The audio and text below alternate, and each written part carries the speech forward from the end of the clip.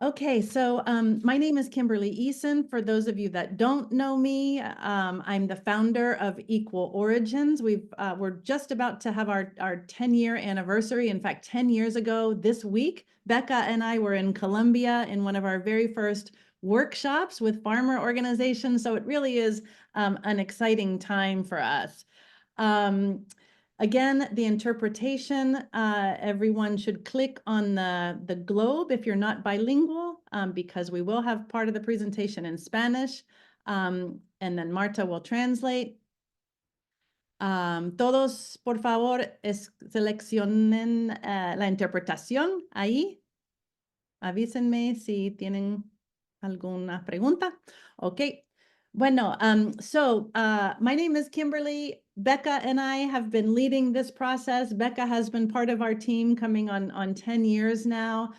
We've been working with a number of farmer organizations over quite some time. In fact, our very first virtual learning journey was also made possible by funding from the Lavazza Foundation. So we're thrilled to have Carolina and Lorenzo here from Lavazza, and we'll give them just a minute to speak in a moment. I think first of all, we want to say really hats off and thank you to the team of the Neumann Foundation in Honduras. I had the chance to visit with the team and meet some of the farmer organizations in person in May, and the work of the team is really first class. So just want to say thank you. Without the work of the Neumann Foundation, this process wouldn't have been possible. So we're just really, really grateful. So especially to Miriam, who was really behind and supporting all of the teams very closely. So I do want to give both Lavazza Foundation and the Neumann Foundation a moment to say a couple of words because we're really grateful for this partnership and collaboration. So Carolina, Lorenzo, I'll give you the mic first, and you can choose if you want to speak in Spanish or English. Okay. I will speak in Spanish. I will try. Okay. Perfect. Muchas gracias a todos y todas. Para nosotros es un placer enorme. We are the, and the, 2 días atrás tuve la oportunidad de conocer, de visitar productoras en Honduras en el proyecto que tenemos juntos con la Fundación Neumann, que fue un momento increíble de conciencia, cambio de ideas. Para nosotros el café es la madera primera que es más importante por el grupo y también para la fundación, pero ponemos siempre al centro las personas, los productores y las productoras que son los quienes hacen el trabajo más duro en el campo. Así que ese es un gracias enorme a ellos y también a todo el equipo de personas que trabajan juntos con los productores, con las cooperativas y gracias también a Equal Origin, a Kimberly y a todas las personas que trabajan con ella y Greg, porque también es el tema de género, es un tema extremadamente importante, el empoderamiento de las mujeres y también al centro del impacto de la Fundación Lavazza. Así que espero que hoy tuvimos la oportunidad de conocer más las actividades que han implementado en el campo. Gracias. I would say thank you again for this opportunity. My name is Lorenzo Bardia. I work together with Carolina in Lavazza Foundation team, and this is a beautiful moment, a pleasure to be here, to have the opportunity to exchange with all of you to these important and interesting topics. And thank you again for this opportunity and for organizing this webinar. Thank you. Great. Thanks, Lorenzo. Pablo, you're speaking?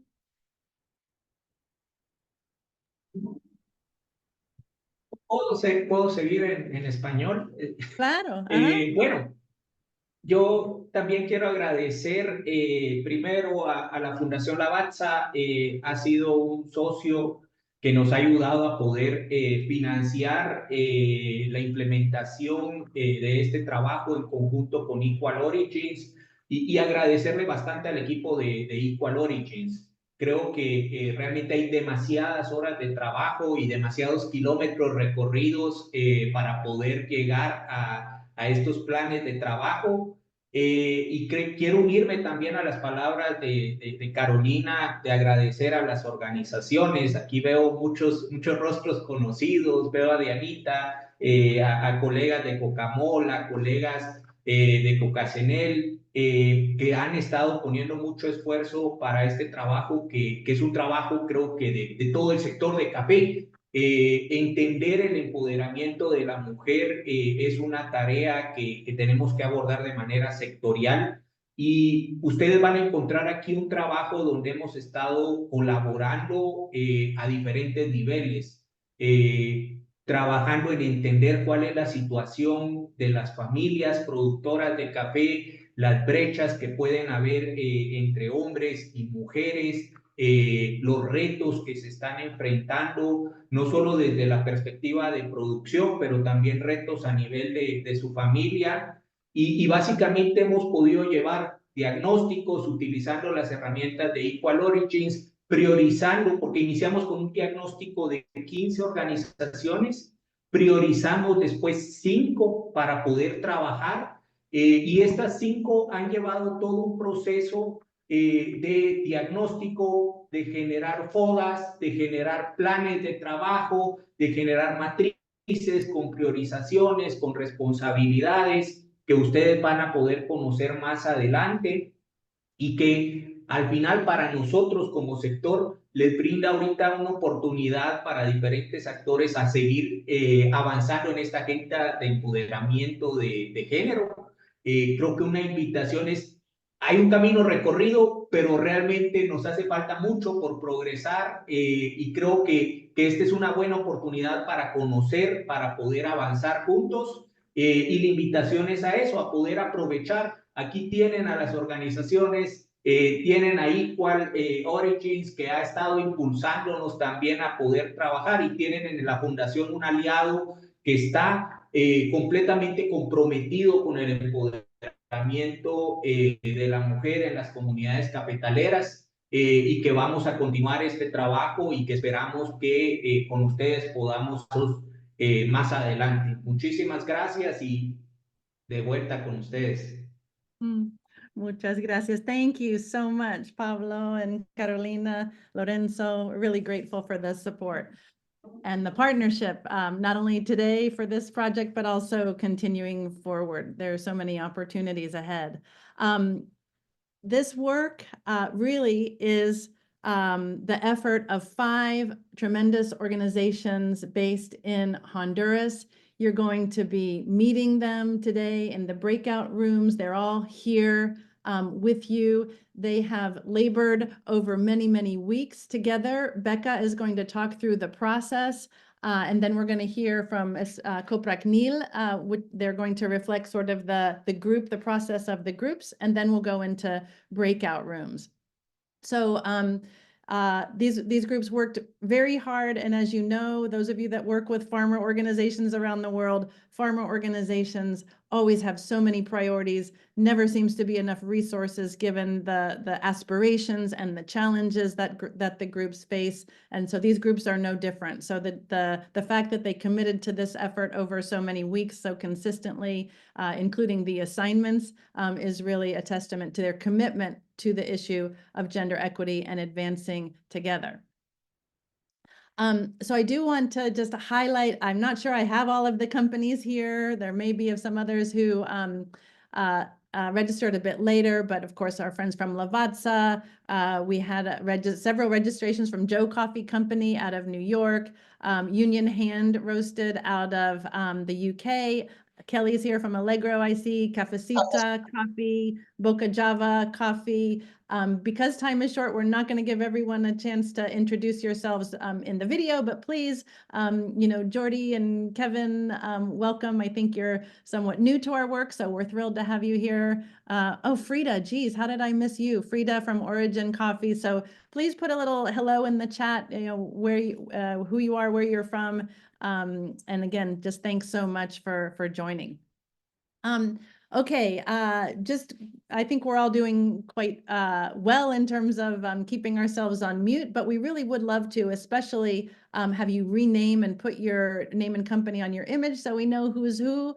And then, if you have questions as we go along, you can use the raise hand icon or write them directly into the chat. So just quickly, you all received, these are the objectives of what we want to cover today. We really want to highlight, that we all sort of begin to understand, what do we mean when we're talking about gender equity, and what are some of the core challenges and opportunities. I think what we really want to focus on today is opportunities, because gender equity is about all of us. I just realized I was speaking very quickly for Marta. Gender equity does require, there's an opportunity and a role for everyone, whether we're in the market, in the roastery side, roasting coffee. If we're an accountant, there's a role. If we are a human resources director, there's a role. So what we want to understand is really this shared opportunity that exists to advance together with gender equity along the coffee value chain. We want you to understand some of the priority actions that these producer organizations have identified in this journey. And with those, then identify possible areas for collaboration. Again, this is all about sort of partnership to advance. I'm going to turn over to Becca to speak briefly about our process and the tools that we've used over the past 3 months or so. Thanks so much, Kimberly, and good morning, good afternoon, wherever you are. Fantastic to be here with you. So yeah, we wanted to give you a bit of insight into the workshop process that the groups have been through. And our starting point for the work together is the Gender Equity Index, which for anyone who's not familiar with is an online platform. It's a self-assessment tool with questions under 5 thematic domains. And there's a version for producer organizations and a version for agricultural service providers. And it enables an organization to have a snapshot of where they currently are with regard to their practices and their capacities and their approach across these 5 areas. It gives quite a detailed report. So there's a report, it gives you a score, an overall score, and a kind of benchmark of where you are in relation to other similar organizations globally.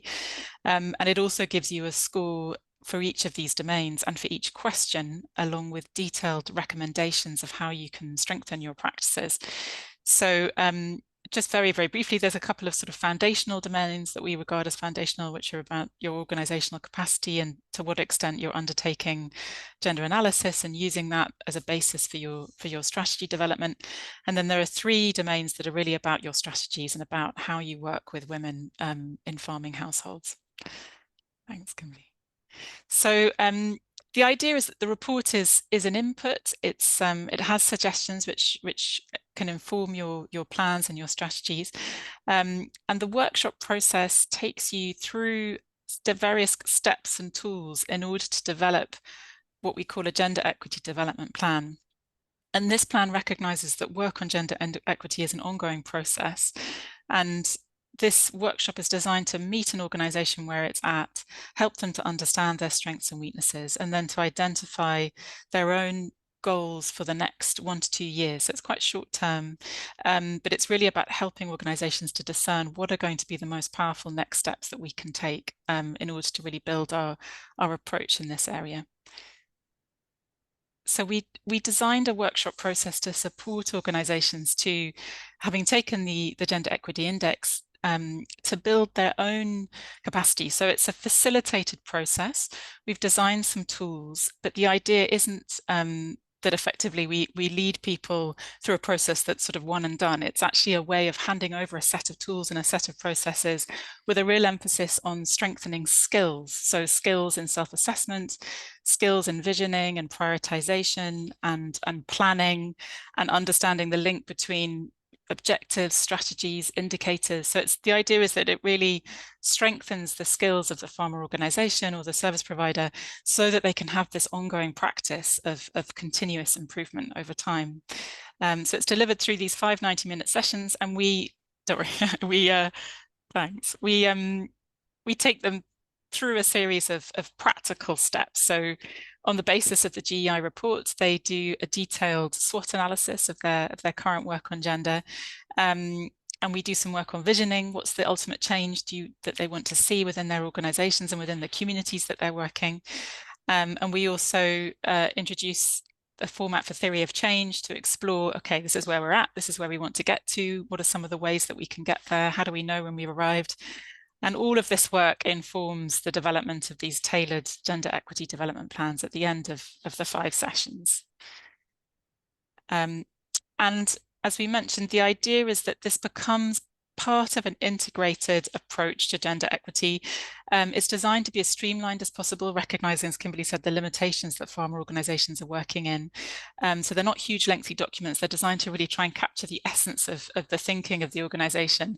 And so the idea is that the organization uses these gender equity plans to inform their activities, their budgets, to provide services to their members in a more gender equitable way, to strengthen their approach in whichever way they've identified, and then to come back annually, for example, to take the GEI again and to see their score improve over time. So the GEI can become part of their own internal system of evaluation of their approach. And it's designed to really capture some of those aspects of work on gender equity that can sometimes feel quite difficult to measure or that are less intangible. And it also, the idea is that they can then use that to also communicate with their partners and to discuss investment and report on improvements. So this is just an example of a plan. So the idea would that they would identify some key priorities and develop a plan for each of those, which if we go to the next slide, we can give you an idea for this particular cohorts. These were some of the priority outcomes that they identified that they wanted to work on. So each organization develops its own tailored plan.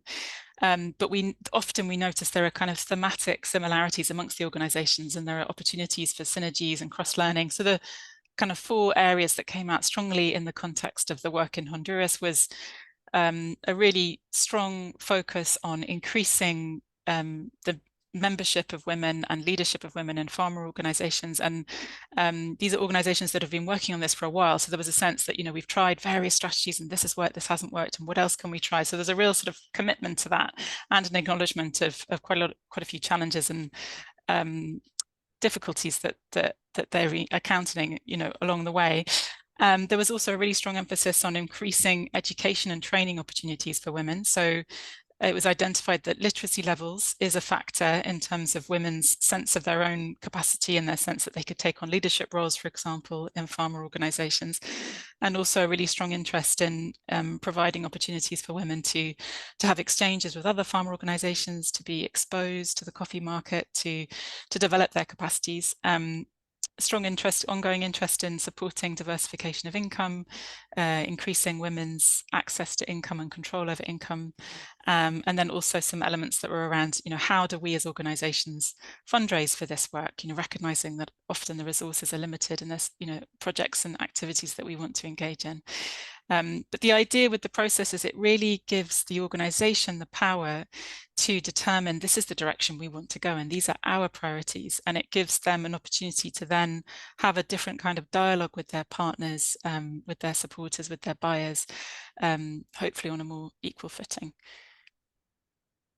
So we're going to invite Diana from Coprecnil, or both Diana and Scarlett from Coprecnil, to just to give us a little bit of a description of them as an organisation, and if we had more time, we'd love to hear from each organisation in the plenary, but we asked them to perhaps give us some overall comments and impressions of the experience on behalf of the whole cohort, and then when we go into the breakout rooms, we'll have a chance, each of you will have a chance to talk in more depth with the organisations that went through the process. So over to you. You can maybe share this first information and then turn to them. Absolutely, the information about the organisation. Yeah, absolutely. So Copragno was founded in 1999. It's based in Coquin in Copan. Yeah, has 136 members, of which 34 are women. And it's absolutely well connected in with certified markets, and also has active local market activities with roasted coffee and honey. And also, I didn't know this about them. They sell purified water. I'd be interested to hear more about that. I didn't hear about that in the workshop, but yeah, that's great. So thank you. Over to you, Copragno. I wonder if you're, let me see if I can see you. There, Diana. Ok, buen día Thank you. o buenas tardes, ¿verdad? Depende de donde se encuentren. Es un honor para nosotros, ¿verdad? Poder estar compartiendo aquí con todos ustedes, poder conocer de estos procesos. Haber compartido a lo largo de este tiempo, ¿verdad? Este taller y esta capacitación con Kimberly y con Becca que pudimos optar gracias a lo que es la Fundación Neumann. Nosotros nos sentimos satisfechos, felices de poder participar en estos procesos que nos vienen a fortalecer como Copracnil, ¿verdad? Como lo dijo Becca, mi nombre es Diana y laboro hace algunos años para la cooperativa Copracnil. Bueno, ahí está nuestra información general, ¿verdad? Sin embargo, siempre vimos a lo largo de estos años que hemos tenido una deficiencia, ¿verdad? En este proceso del involucramiento de mujeres a nuestra organización, dado por lo cual nosotros hemos tratado de tomar medidas, ¿verdad? Y buscar aliados estratégicos, en este caso la Fundación Neumann, que siempre nos apoya y nos lleva de la mano, ¿verdad? Para poder lidiar, ¿verdad? Con este proceso. Gracias a este proceso que tuvimos de capacitación en el taller Mejor Juntos, que participamos 5 organizaciones, ¿verdad? Creo que estamos un poco cerca a las organizaciones que participamos, pero todas venimos teniendo casi el mismo problema, ¿verdad? El involucramiento de mujeres y en este caso la equidad de género. Entonces, con este proceso, pues tuvimos la oportunidad de conocer más nuestras debilidades, nuestras amenazas y también poder encontrar y comprender, ¿verdad? Cómo podemos solucionar estos problemas que nos enfrentamos día a día, ¿verdad? Entonces, para nosotros como Copranil, y sé que las demás organizaciones están de acuerdo, fue de mucho provecho, de mucho beneficio, ¿verdad? Que nos apoyaran con este taller, que nos abrieran las puertas, que nos abrieran la mente también, ¿verdad? Porque hasta cambiar el chip es importante para nosotros. Entonces, nosotros como organizaciones estamos trabajando, ¿verdad? Para poder lograr nuestros objetivos y poder involucrar a las mujeres, a las organizaciones y que ellas se sientan beneficiadas, que se sientan cómodas y que se sientan comprometidas con cada organización. Thank you, Diana. You want to ask another question? Yeah, if we've got time. I mean, yeah, I think. Do you want to, Kimberly? Sure. I'm actually setting up the breakout room. Oh, sure. Okay. That's okay. Yeah. No, I think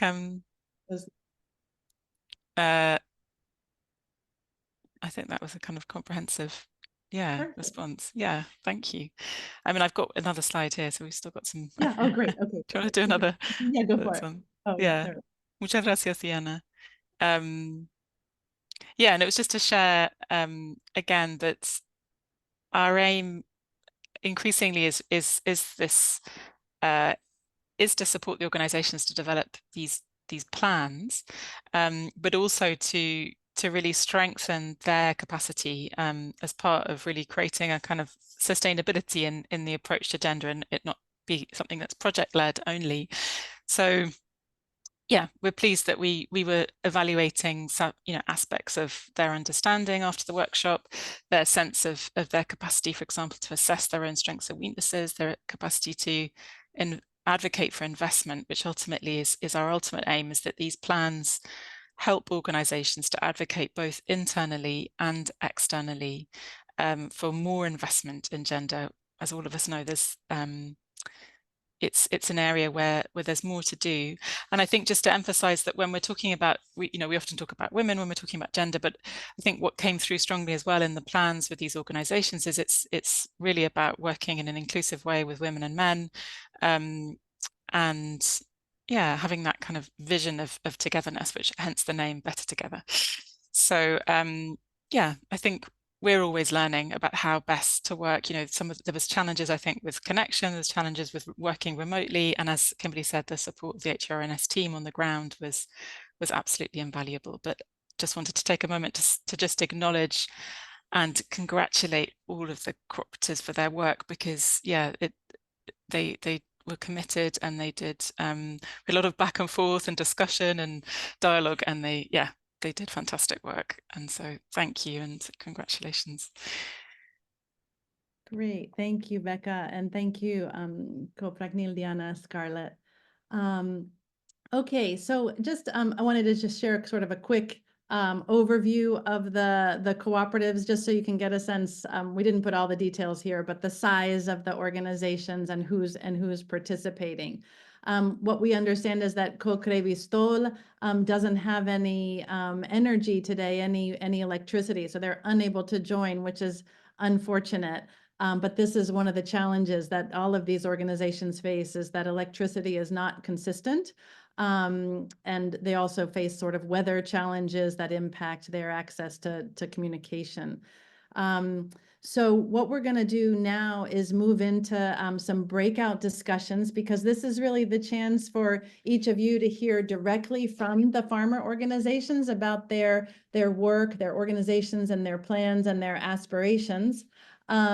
So just quickly, these are the things that we'd like to have you do. We have about 25 minutes for the breakout rooms now.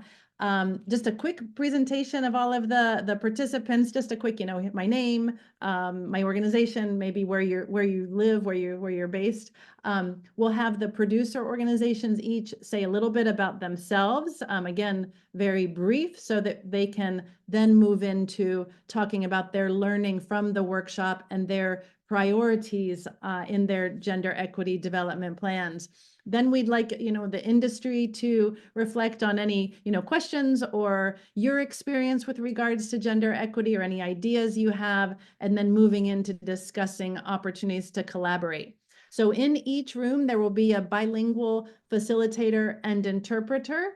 So that'll help to keep the conversation flowing. Make sure you allow time for translation. So we're going to try to be concise in our sharing and engagement to make the most of our time together. So let's see, I can put these points in the chat so that everybody knows what it is we'll be doing. And then, yeah, make sure everybody has a chance to participate, and then we'll come back and do a quick sharing in the plenary and close up on time. And let us know if you need help, raise your hand and one of us will come to help. Okay, welcome back. It's always hard to cut off those conversations, and maybe most of you were in mid-sentence. I was visiting all the rooms. So it looked like really great conversation. Thank you all for your questions and participation. And I'm sorry to have to cut you off. But what we'd like to do now is just in the next 15 minutes, our plan is to just take a quick survey of how things went in the plenary. So I hope at least one person can say a couple of words about your conversation.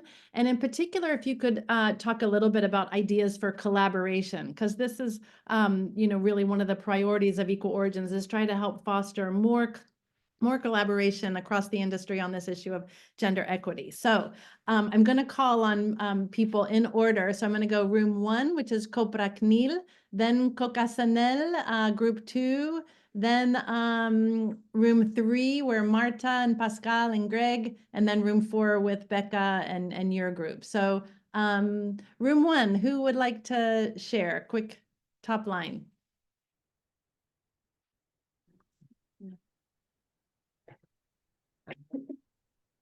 No sé, Diana, si ustedes, adelante. Sí, bueno, nosotros estuvimos en la sala 1, estuvimos con Lorenzo y Carolina. Estábamos hablando un poco acerca de uno de los principal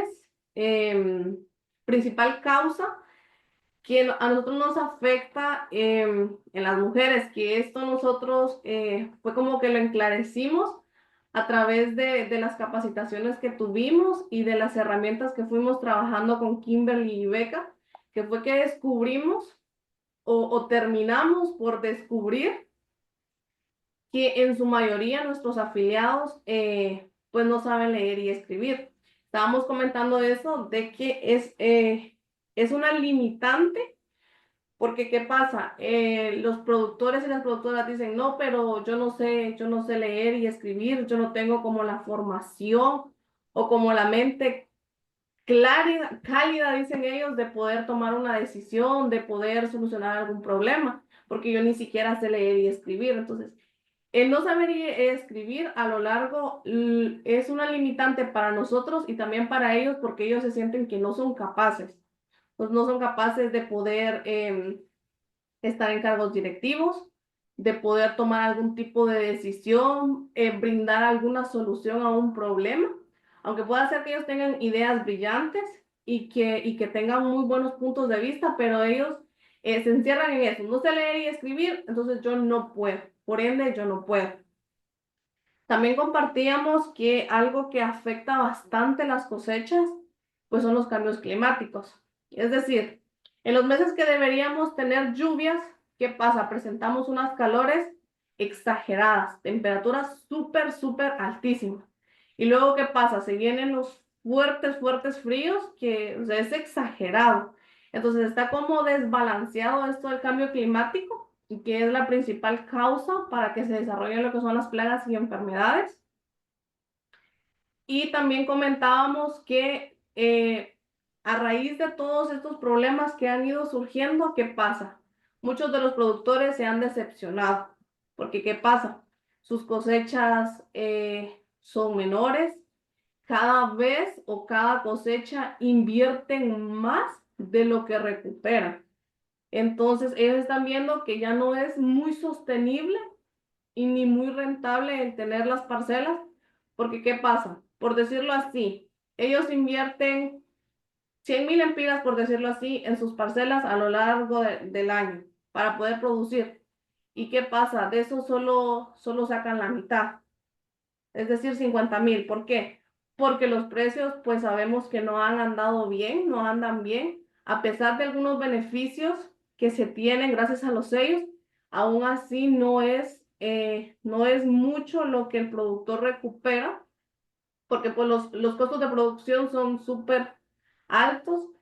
Aquí la mano de obra, a raíz de que se ha escaseado, entonces es súper cara. Esos eran como los principales temas que tuvimos durante la conversación. Thank you. Thank you so much, Scarlett. Okay, group 2 with Coca Sanel and Frida was there. Kelly, who's going to say a few words? I can summarize, but I don't Yeah. know. Feel free to jump in, Freda and Cosanel, That'd be as you great. wish. It was Yeah, really thanks. nice to chat with them. We learned about they're basically starting from zero in terms of developing a group of women. One of the things that came out of their analysis and their priority was having this opportunity to create a committee, a women's committee within the cooperative. There are 27 women, there's 45 men. They're Fair Trade Organic certified. The Neumann training really helped the cooperative kind of orient itself to create space for the women and recognize that it's an opportunity for them, and it also strengthens the cooperative to have this women's committee group. So in this women's committee group, they are meeting once a month. They started in August. They are getting trainings about pruning and really learning how to manage their plot of land as a business, which is great. The women have their title. Sometimes they were depending on the men to manage it, but with this opportunity, they're realizing that they can actually take ownership of the process and manage it and also sell it. So their goal this year is to sell women's coffee, women-produced coffee through the cooperative, and the cooperative has been very supportive of that. Another thing that came out of the trainings that they want to learn about is organic compost. So once a month, the women get a training. It's specific one-on-one training with the women around different topics. Finally, which is a really cool thing that I wanted to just share with the group, is they get to decide what the topics are, and as one of their women-focused workshops, they want to learn about how to run their own bakery, which could create some income diversification for the women's group and just the cooperative in general. And I was going to say, that's a great example. That's something that we do within our supply chains, is really promote income diversification, and we would pretty much often include a special premium so that a women's coffee group could then decide on another income generator within their organization. And that's a great tool. Bakeries are great if you can find the support for that. I think I captured everything, but please jump in. Thank you. Anyone else? Okay, just because of time, unless you have something really burning you want to share, we'd be happy to hear it, Frida, or who else was there? Coca-Sanel. But let's go into room 3. I don't know if you chose somebody to share, or if Greg, if you want to do a quick summary. Sure. The quick summary here was, I think overall there was this emphasis on this growing awareness of what gender equity actually means and all the different components of it. So both from Joe's Coffee on the market side, as well as on the producer organization side, there was this growing awareness. The other piece was that we were very focused on a KPI of women's participation. Women's participation was sort of this thing that we were all looking at, and we realized that through the GE process and this awareness building, the GEI process and awareness building, is that the women's participation is like the tip of the iceberg, and it really requires this whole build out of interrelated issues: women's committees, women representation, membership rules. All of these things begin to play in and support that final KPI that we're looking for. Jimmy talked about the issue of machismo being a key barrier. And Joe was able to say from Joe's, not Joe, but from Joe's Coffee, was able to say that machismo is a problem everywhere. It's a problem in New York.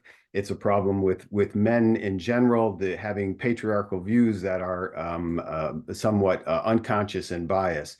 So that moved us into the need for this long-term investment and the importance of long-term investment, long-term relationships with organizations to allow them to support them to the degree that they need in order to keep these processes and this inclusive strategies moving, and also how important it was for the market to signal to the cooperatives the importance of gender equity to them.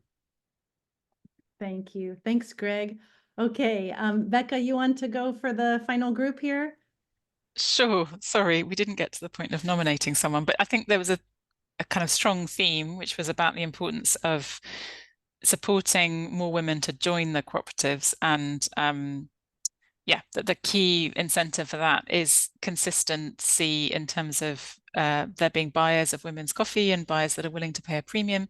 We also talked a bit about the structure of the market and how if you can have direct relationships with buyers, that facilitates that kind of purchase arrangement. Whereas if you're going through an exporter, perhaps there's a bit of complexity there. So we talked a little bit about structure and which exporters and importers producer organizations work with. But there's definitely a sense that is, yeah, as we all know, a tangible way to commit and to support the work that the organizations are doing, which is, you know, the main theme that came out was around education and training and opportunities for women to develop and to learn about coffee in all of its aspects. So yeah. Great. Okay. Thank you so much. Thanks to all of you for your active participation. I did write in the chat, I'd like for us to go 5 minutes longer because we started a little bit late. We'll go very quickly, but I wanted to wrap us up.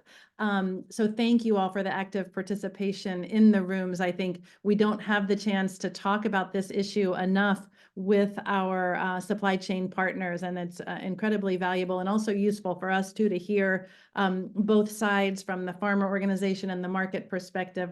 How can we strengthen this this alliance to make progress? So Becca, if you would very quickly do sort of the highlights here on the GEDPs. Sure. So these were the main kinds of activities that producer organizations included in their plans. So just to put out the kind of 5 main themes, there was an emphasis on data collection. So being able to really understand their current situation in more detail in terms of literacy levels, how women are participating, and to really make an effort to understand women's needs and interests. Strong emphasis on training and sensitization in all of its different facets. So some of that was more psychosocial, kind of health, mental health. Some of it was around supporting women to take on leadership roles. Some of it was vocational or entrepreneurial training, but also that sense of wanting to continue to sensitize the membership, both women and men, on the gender approach and more widely in the community, the benefits of membership. There was some talk of policies, not so much developing general gender policies, but more making sure their membership criteria is inclusive, making sure there are clear quotas, and then some specific policies internally on equal pay and recruitment and promotion. Strong emphasis, as we've heard, on income diversification, particularly for women, and then an interest as organizations to develop strategic alliances to fund their work on gender. So yeah, in terms of the sort of explicit identification in the plans of where they're looking for alliances and investment beyond, also alongside purchasing women's coffee. Yeah, there's an interest in continuing to build the capacity of cooperative staff on gender, including the technical team. There are places where the organizations are looking for technical support to deliver programs, so particular specialist expertise locally, and also the opportunity and need for some, you know, small amounts relatively of seed funding, but to fund work, for example, in income diversification and literacy, as we've heard. Great, thank you. Kelly, I had given you a few moments here, and also too, I'd love to invite Lavazza, but really, because we're very much looking to have the market help to invest in some of these opportunities, and we're really inviting those of you that are participating here, not only for your own companies and projects, but also helping to spread the word about opportunities to invest. And so, Kelly, would you like to say a couple words here? And then Carolina, I don't know if there's anything you'd like to add from Lavazza, that would be wonderful as well. Sure, I can say something. Sorry about that. I been working with the Gender Equity Index for a really long time, and that's how we at Allegro Coffee tend to support this initiative and gender equity awareness at origin. So the Gender Equity Index for us is our tool to get folks in our supply chain talking, everyone from importers, exporters, association groups. And it's been really helpful because it gets the conversation going, and then it kind of organically starts to build into other ways that we can help support them. So as I mentioned earlier, you know, we try to do a premium if it's a women's coffee or a premium to a cooperative that is implementing those types of tools into their programs. That's something that we support in that way. Thank you, Kelly. Thank And you. Carolina from Lavazza? Yeah, we are completely aligned with Kelly. What I can say in this case that it's fantastic because actually we've been working with the Honduras cooperative since many years as Lavazza Foundation. So we had also the chance to meet some of the coffee producers, some of the women, and we really believe that this work is absolutely important, especially on field, because actually here we are talking about people who will grow the coffee that we as roaster have to sell at the end of the chain, but also because as per Lavazza Group, the Goal 5, so the gender equity, the women's empowerment is at the core of our daily activities, both from the seeds to the cup. So we are very satisfied, and we are really looking forward to see the next steps. For sure, we will spread the voice, and there will be many occasions to see the activities on field, as well as we really hope to have other opportunity to speak with the people who are with their hands in practical. So thanks a lot y gracias a todos, de verdad. Thank you. Thank you so much, Carolina and Lorenzo from the Lavazza Foundation and also the Neumann Foundation. And I want to close thanking all of you, especially the farmer organizations, for their commitment and the time they've invested in this process and their work so far, and that we know is going to continue into the future. And those of you roaster representatives who have joined us today, we're really grateful for your commitment and your interest in learning more about how you can engage and how you can support. And what I want to highlight is that we have a tremendous opportunity as the coffee sector, with the United Nations having declared 2026 as the International Year of the Woman Farmer. And you all know that there are lots of special days. There's International Coffee Day, and there's International Day of the Rural Woman, which was yesterday, and International Women's Day. And there's a real opportunity that we have with a whole year to focus on women farmers who are really the backbone and the hidden labor force within the coffee sector, to elevate the work and the commitment of farming women, and your commitment as roasters and companies and organizations like Neumann Foundation. How can we all pull together? And what is it that we want to say as the industry in front of the United Nations, not just aligned with SDG 5, which is a longer term goal, but in time for 2026, what can we say as the industry? So we would love to hear from you on that in a future occasion. We are building out a broader collaboration with other organizations and with companies to really not only invest in highlighting this opportunity, but making sure that the work and the efforts and the commitments are real. So investing in these farmer organizations would be one way that you could actually make a credible and real difference and have something to say in light of the United Nations International Year of the Woman Farmer. And there are many other great opportunities as well. So we would love to continue to have this conversation with all of you. Thank you so much for joining today. Thanks to Becca and the Equal Origins team, and of course the Neumann Foundation, especially Miriam.